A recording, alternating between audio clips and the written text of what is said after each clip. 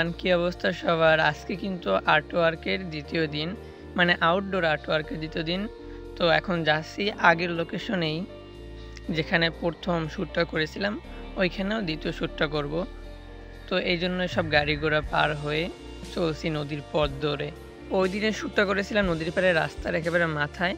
আজকে আমরা চলে যাব একেবারে শেষ মাথায়। আজকেই এই মাথায় করতে চাইছিলাম, কিন্তু ওখানে অনেক লোক গোসল করে, তো অনেক মানুষজন। তো আমার আবার মানুষজনের ভিতরে ভিডিও বানাইতে কেমন জানি আনইজি লাগে। আমি বাসায় বসেও যখন ভিডিও বানাই মানুষ থাকে সমস্যা নাই, কারণ নিজের লোক।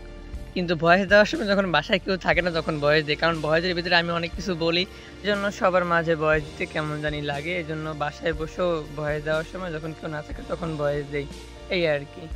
তো এখন পোটলা থেকে সব কিছু বের করতেছি। তো এবার কিন্তু আর কালার প্লেট আনতে ভুলি নাই। আগের বার যা হয়েছিল তা তো মনেই আছে, কচু পাতার কালার প্লেট বানিয়েছিলাম, কলা পাতার কালার প্লেট বানিয়েছিলাম। তো এই জন্য এবার সর্বপ্রথমই কালার প্লেট ব্যাগে ঢুকিয়ে নিয়েছি।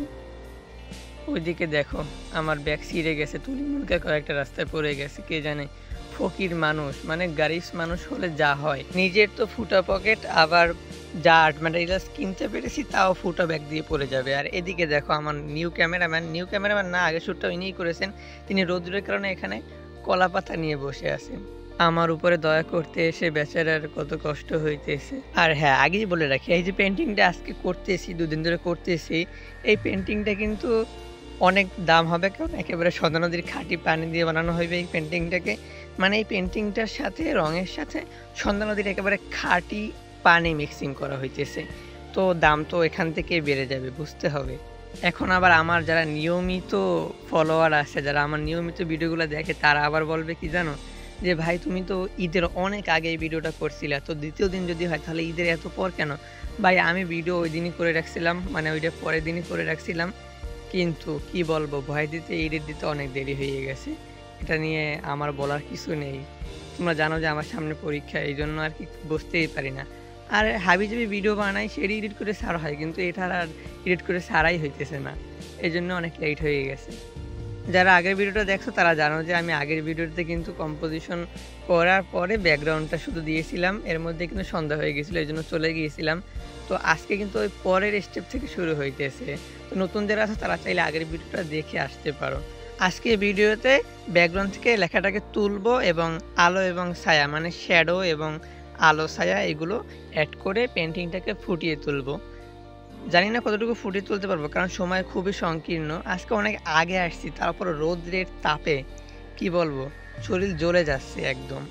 অনেক আগে আসা হয়ে গেছে, এই জন্য গা থেকে শরীর থেকে ঘাম ঝরতেছে, কিন্তু তাও একটা মজা লাগতেছে, কারণ এটা আর্টিস্টরা জানবে যে তারা যখন আর্ট করে তাদের দুনইর কি, তোমরা তো বুঝবে না দুনইর কি, মানে দুনিয়ার কোনো হুঁশ থাকে না। যারা বরিশালে আছে তারা দুনইটা কি সেটা ভালোভাবে বুঝবে। তো সবার ক্ষেত্রে হলো দুনিয়ার কি হচ্ছে না হচ্ছে তাদের ওদিক কোনো খেয়াল থাকে না, তখন শুধু আর্টের দিকেই ফোকাস থাকে। আর একটা মেসেজ হলো সেটা যে তোমরা অনেকেই আমাকে ইনবক্স করো যে ক্যালিগ্রাফি কোর্স করার জন্য, মানে ক্যালিগ্রাফি কোর্স করতে চাও, শিখতে চাও। তো তারা যারা ফেসবুক থেকে দেখছো তারা সরাসরি ইনবক্সে যোগাযোগ করবে, আর যারা ইউটিউব থেকে দেখছো তারা ডিসক্রিপশন থেকে ফেসবুক আইডিতে যোগাযোগ করবে। শুধু মেসেজ দিয়ে আবার ঝামেলা করবে না। যারা ক্যালিগ্রাফি করতে চাও, শিখতে চাও, তারাই শুধু মেসেজ দিয়ে শুরুতেই বলবা আসসালামু আলাইকুম ভাই, আমি ক্যালিগ্রাফি শিখতে চাই। তারপর তোমার যেটা জানার ইচ্ছে সেটা। অনেকে আছে ইনবক্সে মেসেজ দিয়ে হাবি যাবি সারা দেশের খবর টবর জিজ্ঞেস করে, তারপর বলে আমি ক্যালিগ্রাফি শিখতে চাই বা আমি আর্ট শিখতে চাই, আপনি কি শিখান। শুরুতেই ভাই বলতে হইবে যে আমি শিখতে চাই, এটা বলতে হইবে। ভাইদেরকে বললাম এতে আর বোনেরা আবার রাগ করেন না, কারণ আমার অডিয়েন্সের মধ্যে বেড়ায় 75%ই ছেলে, এই জন্য ভাই বলেছি। রাগ করার কিছু নাই, বোনেরাও চাইলে শিখতে পারেন। কথা বলতে বলতে কিন্তু আমার ব্যাকগ্রাউন্ড থেকে লেখা তুলে কিন্তু আমি অলরেডি সাদা রং দেওয়া শুরু করে দিয়েছি। এখানে আমি সরাসরি সাদা রং দিয়ে পুরোটাকে ভরাট করে দিয়েছি। তোমরা চাইলে কিন্তু সাদা রং সরাসরি না দিয়ে ব্যাকগ্রাউন্ডের সাথে মিশিয়ে রং মিক্সিং করতে পারো এই লেখার উপরে, তাহলে সুন্দর লাগে। বেশিরভাগ ক্ষেত্রে এটাই করে সবাই, মানে ব্যাকগ্রাউন্ডের সাথে মিক্স করে ব্যাকগ্রাউন্ডটাকেই রাখে, হালকা পাতা রং অ্যাড করে লেখাটা তুলে নেয়। তো আমি এখানে একটু ডিফারেন্ট কিছু করতে চাচ্ছি, এই জন্য আর কি সাদাটা পুরো দিয়ে তারপর এটাকে আবার নীল করতেছি। মানে আমি লেখাটার ভিতরে 3-4টে স্টেপ দিয়ে একটা ফাটা একটা ডিজাইন দিতে চাইতেছি। তো পুরো ব্যাকগ্রাউন্ডটাকে আমি ফাটা ফাটা ডিজাইন দেবো। মেবি ফাটা ফাটা বলতে তোমরা কি বুঝতেছো আমি কিন্তু বুঝতে পারতেছি না। আমি কিন্তু এখানে ফাটাফাটি বলতেছি না, ফাটা ফাটা মানে আমাদের এদিকে আসে না যে ধানের ক্ষেত বেশি রৌদ্রের কারণে মাটি ফেটে যায়, মানে ওই রকমের একটা ভাঙাচুরা আর কি একটা ডিজাইন দিতে চাচ্ছি। ফাটা ফাটা আবার অন্য কিছু না। এখানে ব্যাকগ্রাউন্ডে যে কয়টা কালার আছে আমি ওই কয়টা কালারই রাখবো। আমার ব্যাকগ্রাউন্ডে আছে সাদা, নীল এবং সবুজ কালার। সবুজ কালারটা কিন্তু হয়নি, সবুজ কালারটা ওই হলুদ কালার দেওয়ার কারণে নীলের সাথে হলুদটা মিক্স হয়ে সবুজ হয়ে গেছে কিন্তু। তো আমি এই 3টে কালারই রাখতেছি। তারপরে যেখানে লাইট আছে সেখানে লাইট দিতেছি, যেখানে শ্যাডো আছে এখানে শ্যাডো দিতেছি। পরিবেশটা দেখো একবার, চারিদিকের পরিবেশটা দেখো। অতিরিক্ত লাইটের কারণে আমার এখানে অন্ধকার অন্ধকার লাগতেছে, কিন্তু এতটা অন্ধকার কিন্তু হয় নাই, মাত্র আসরে আজান দিয়েছে।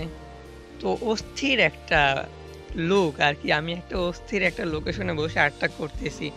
অনেক সুন্দর বাতাস, খুব সুন্দর, কি বলবো। তো আমার ভাইয়ের এদিকে প্রাইভেট আছে, তো আর থাকতে পারবে না, এই জন্য আজকে এখানে রেখেই চলে যাইতে হইতেছে। তো আজকে এই পর্যন্ত রেখেই চলে যাচ্ছি, আর বাকিটা বাসায় গিয়ে তারপরে করব। তো আজকের ভিডিও এই পর্যন্তই, আল্লাহ হাফিজ।